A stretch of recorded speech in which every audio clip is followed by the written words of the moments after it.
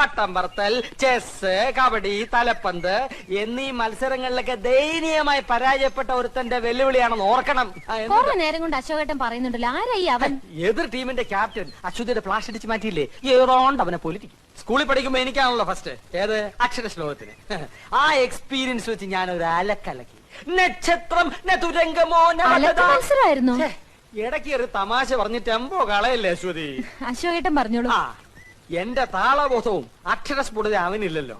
എന്റെ വായിൽ നിന്ന് കടിച്ചാ പൊട്ടാത്ത പദങ്ങൾ അനർഗള നിർഗളം പ്രവഹിക്കുന്നത് കണ്ടും കേട്ടും അവൻ ബോധം കെട്ട് വീണു. അവസാനം എല്ലാരും കൂടി എന്നെ പൊക്കിയെടുത്തോണ്ട് പോവുകയായിരുന്നു. അയാളല്ലേ ബോധം കെട്ട് വീണത്? അശോകേട്ടൻ എന്തിനാ പൊക്കിക്കൊണ്ടുപോയത്? വിജയശ്രീലാളിതിനായി എന്നെ സുഹൃത്തുക്കൾ ചേർന്ന് പൊക്കിയെടുത്തോണ്ട് പോയെന്നാണ് പറഞ്ഞത്. പിന്നെ ചാരായ ഷാപ്പിന്റെ മുമ്പിൽ ചെന്ന് എന്നെ താഴെ ഇട്ടുള്ളൂ. അശോകേട്ടൻ കുടിക്കുവോ?